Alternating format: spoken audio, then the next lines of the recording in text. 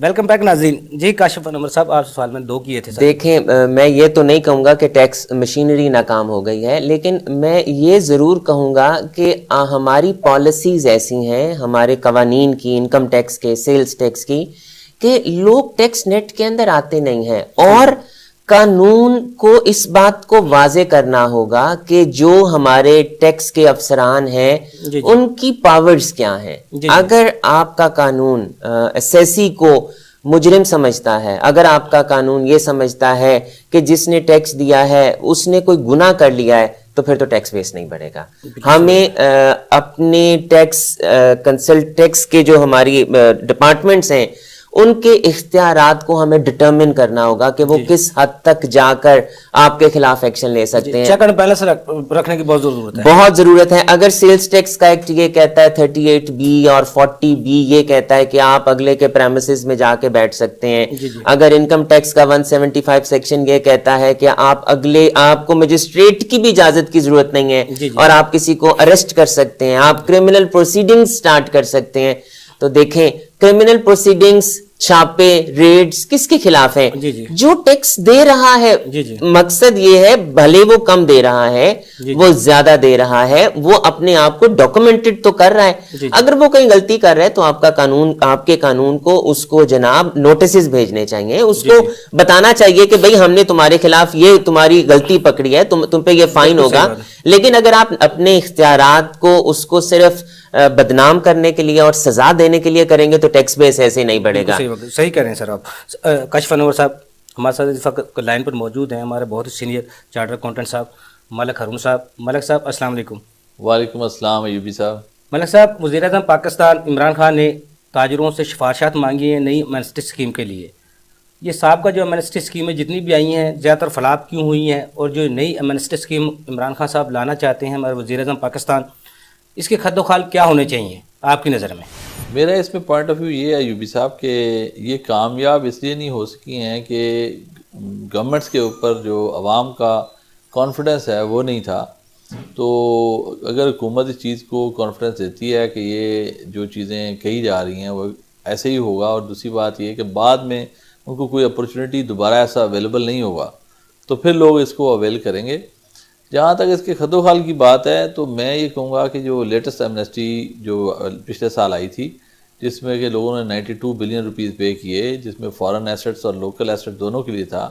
یہ بڑی اچھی ایمنسٹی اسکیم تھی، اور یہ اپوزیشن اینڈ گورنمنٹ بینچز دونوں کی ایکسیپٹیبل ہے.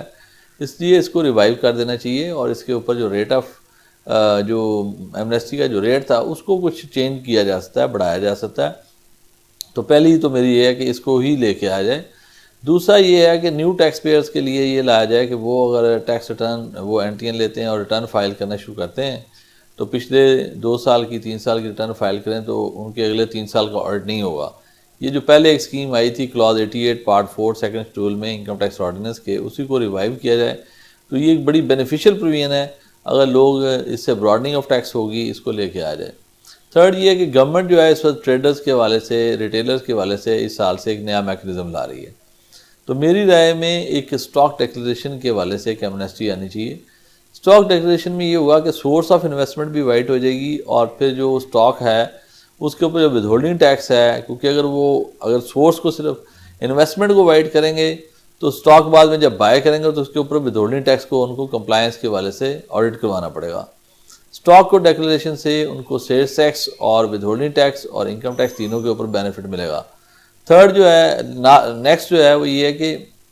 اس وقت بہت سارے لوگ جو ہیں وہ پرابلم فیس کر رہے ہیں کہ انہوں نے with holding statements timely file نہیں کی، سیلز ٹیکس ریٹرن فائل نہیں کی ٹائملی. تو ان کو کہا جائے کہ اگر وہ جو ان کی پینلٹیز ہیں ان کے اوپر ویور دیا جائے اور ایک کنسیشنل پینلٹیز کا ریٹ دیا جائے، تاکہ وہ لوگ اپنی پینلٹیز جمع کروا کے اپنی پرانی اسٹیٹمنٹس فائل کر کے، یا اگر فائل ہو چکی ہیں تو اس کو پے آف کر کے تو اس کو ریگولرائز کر سکتے ہیں. اسی طرح سے جو ہے سیلز ٹیکس کے اندر اگر پرنسپل پے کر دیا جائے اور ڈیفالٹ سے چارج اور پینلٹی کی ایمنسٹی دے دی جائے تو لوگ جو ہیں پرنسپل میں ریکوری بہت زیادہ ہو جائے گی، بہت سارے لیٹیگیشن کیسز جو ہیں وہ ختم ہو جائیں گے. تو میں سمجھتا ہوں یہ کچھ ایسی چیزیں ہیں جن کو بیس کیا جا سکتا ہے اور فردر بھی ایکسپلور کی جا سکتی ہیں. اور آنے والے وقت میں کیونکہ یہ ہمارا جو ایسٹ بیس ہے، نئی گورنمنٹ نے آ کے جس طرح سے اس کے اوپر فوکس کیا ہے اور وہ نیب کو FIA کو سب کو ایکٹیو کیا ہے، اس کو لے کے چلا جائے تو میں سمجھتا ہوں یہ بہت اچھا اپرچونٹی ہے کہ لوگوں کو بتایا جائے، آنے والے دنوں میں ان کو دوبارہ اس کے اوپر ایسا موقع نہیں ملے گا، وہ اس کو اویل کریں اور میکسیمم جو اپنے انڈسکلوز ایسٹ ہیں ان کو ڈکلیئر کریں تاکہ آئندہ آنے والے وقتوں میں ان کا ڈیکلیریشن بہتر ہو اور وہ پراپرلی اپنی چیزوں کو کر سکیں بغیر کسی پریشانی کے۔ شکریہ ملک صاحب، کاشف انور صاحب۔ جیسے ملک صاحب نے کہا ہمارے بہت سے ریٹرن فائلنگ کے مسائل ہیں، آڈٹ کے مسائل ہیں، جو ڈیفالٹ ٹیکس کے اس کے مسائل ہیں، انکم ٹیکس کے مسائل ہیں، ود ہولڈنگ کے مسائل ہیں، ان پہ اگر حکومت صاحب پہ توجہ دے تو ان کو بھی ان منسٹری اسکیم میں فائدہ پہنچایا جا سکتا ہے اور ریونیو زیادہ کلیکشن ہو سکتی ہے۔ آپ کیا سمجھتے ہیں، یہ خد و خال ان کی نظر میں صحیح ہے؟ دیکھیں یہ بالکل ٹھیک باتیں ہیں کہ اگر جو ٹیکس نیٹ میں آتا ہے اس کو انکم ٹیکس کی ود ہولڈنگ کی سٹیٹمنٹس ڈالنی ہے، اس کو آن لائن آپ کی سوشل سیکیورٹی کی ڈالنی ہے، EOBI کی ڈالنی ہے، سیلز ٹیکس کی ڈالنی ہے، اینول سٹیٹمنٹ ڈالنی ہے۔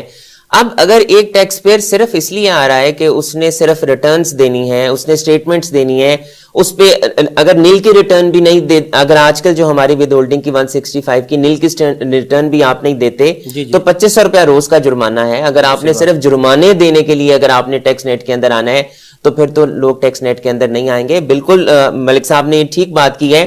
کہ جب تک آپ آسانیاں پیدا نہیں کریں گے، جب تک آپ اپنے سسٹمز میں بہتریاں نہیں لائیں گے، جب تک آپ ٹیکس پیئر پہ اعتماد نہیں کریں گے، اور ہمیں اس بات کو بھی واضح کرنا ہے کہ جو ٹیکس نیٹ کے اندر ہے اس کی ضرور عزت کریں، اس کا ضرور MNS اسکیم اس کی بھی حق تلفی ہے جو باقاعدگی سے اپنا ٹیکس ادا کر رہا ہے اور ایمانداری سے اپنا ٹیکس ادا کر رہا ہے، وہ جتنا پرسنٹ وہ ٹیکس ادا کر رہا ہے یہ 4-5-7% لے کے نئے MNS دیکھیں آپ مسئلہ یہ ہے نا، مسئلہ یہ ہے کہ وہ ٹیکس کے اندر آئیں کیوں جب ان کے لیے مشکلات ہیں اور جب ان کا آسانی، جی بالکل آسانیاں ان کے لیے پیدا ہونا چاہیے۔ کاشف انور صاحب کیونکہ سوالات کافی ہیں ٹیکس اس کے حوالے سے، آپ جو تاجروں کی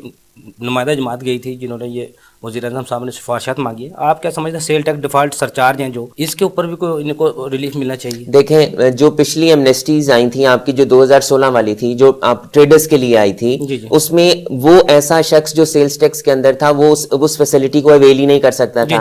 اب ہمیں اس بات کو بھی یہاں ڈٹرمن کرنا ہوگا کہ جو ہم ایمنیسٹیز دے رہے ہیں کیا وہ مینوفیکچررز کے لیے ہیں، وہ ریٹیلرز کے لیے ہیں، وہ ہم نے اپنے ایسٹس وائٹ کرنے کے لیے دینی ہے، وہ ہم نے اپنے جو پچھلے آڈٹس ہیں ہم نے اس کے اگینسٹ دینی ہے، ہم نے پچھلے ریٹرنز نہیں ڈالی ہیں ہم نے ان کے لیے دینی ہے۔ دیکھیں جب یہ سفارشات بھی دی جائیں اور ڈپارٹمنٹس کو بھی یہ چاہیے کہ پچھلی تمام ایمنیسٹیز جو اس سے پہلے دی گئی ہیں ان تمام کو بیچ میں ایڈ اپ کریں، دیکھتے ہوئے پھر ایمنسٹی اسکیم بنانی ان تمام باتوں کو بیچ میں لائیں۔ دیکھیں اگر کسی ایسے شخص نے جس نے پچھلی کوئی ریٹرن نہیں ڈالی، آپ ضرور اس کو ایمنسٹی دے کے وہ کچھ پیسے دے کر اپنی ریٹرن ڈال لے۔ اب ہماری جو 2018 والی ایمنسٹی تھی اس میں آپ نے اپنے ایسٹس کو وائٹ کرنا تھا، آپ نے 5% دے کر آپ نے ایسٹس کو وائٹ کیا، یہ بھی بہت اچھی ایمنسٹی ہے۔ اور ہمیں جب تک لوگوں کا پیسہ، لوگوں کی پراپرٹیز باہر نہیں نکلیں گی تب تک ہماری اکانومی نہیں چلے گی۔ حکومت کو سب سے پہلے اس وقت پراپرٹی کو باہر لانا ہے تاکہ ہماری اکانومی کا پہیہ چلے، کیونکہ ایک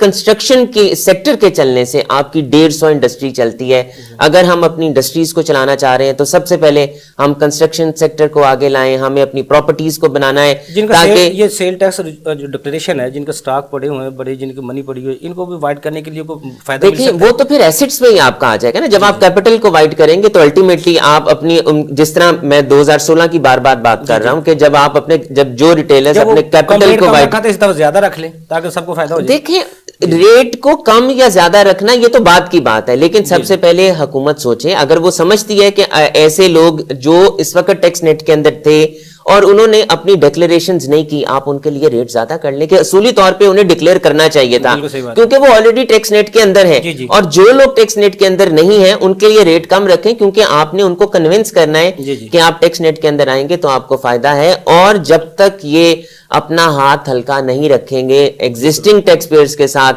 ان کے لیے اب آڈٹ کس کا ہوتا ہے؟ آڈٹ اس کا ہوتا ہے جو ٹیکس نیٹ کے اندر ہے۔ آپ کا قانون کیا کہتا ہے کہ every single person is eligible for audit who has an NTN۔ اب کوئی شخص اپنے آپ کو آڈٹ کرانے کے لیے ٹیکس نیٹ کے اندر کیوں لائے گا؟ ہمیں ایسی تمام شکوں کو جو ٹیکس بیس کو بڑھانے کے خلاف ہیں، हमें उनको देखना पड़ेगा, उन्हें खत्म करना होगा। ऐसे तमाम कवानीन जो टैक्स पेयर्स की हक तलफी करते हैं, जो टैक्स पेयर्स की इज्जत को मजरू करते हैं, जो टैक्स पेयर्स को इस बात पे, उन्हें इस बात पे सोचने पे कर देते हैं, आमादा करते हैं कि भाई हमने टैक्स नेट के अंदर आकर गलती की, अगर हम टैक्स नेट के बाहर ही रहते तो हमारे लिए बेहतर था। उन तमाम ऐसे कवानीन को हमें बदलना पड़ेगा। काशिफ मुनव्वर साहब, जो इंडिविजुअल के लिए भी कुछ मैसेज स्कीम जो आने वाली है, अगर आ रही है, तो इसमें उनको क्या फायदा हो सकता है? देखें, इंडिविजुअल्स ने अपनी प्रॉपर्टीज डिक्लेयर नहीं कर रखी हैं, आप उनको प्रॉपर्टीज उनकी डिक्लेयर होनी चाहिए। इंडिविजुअल्स अगर अपना नया बिजनेस स्टार्ट करना चाहते हैं, जो कि 182 सेक्शन आया है जिसके खिलाफ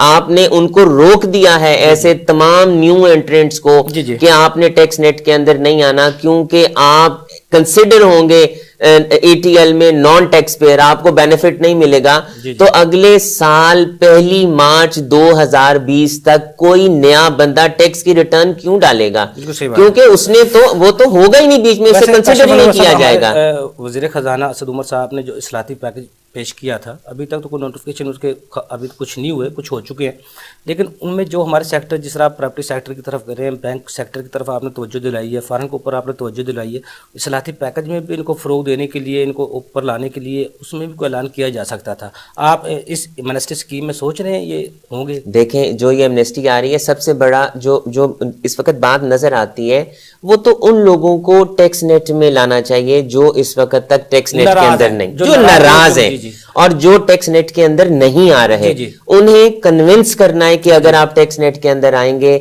जैसा कि जो 2016 की एमनेस्टी थी उसमें यह कहा गया कि अगर आप टाइम पे अपनी रिटर्न्स को डालेंगे, आप अपना 25% से पिछले रिटर्न से टैक्स बढ़ा कर देंगे, तो हम आपको नहीं छेड़ेंगे, आपको कोई कुछ नहीं कहेगा। इस बात को वाजे करना होगा हुकूमत पाकिस्तान को कि जो शख्स टैक्स बेस में आएगा, जो शख्स रिटर्न डालेगा, उसे इज्जत दी जाएगी और उसके लिए मुश्किलात नहीं खड़ी की जाएंगी। बिल्कुल। काशिफ मुनव्वर साहब, मुझे ब्रेक का कहा जा रहा है, नाज़रीन छोटा सा कमर्शियल ब्रेक, हमारे साथ रहिएगा।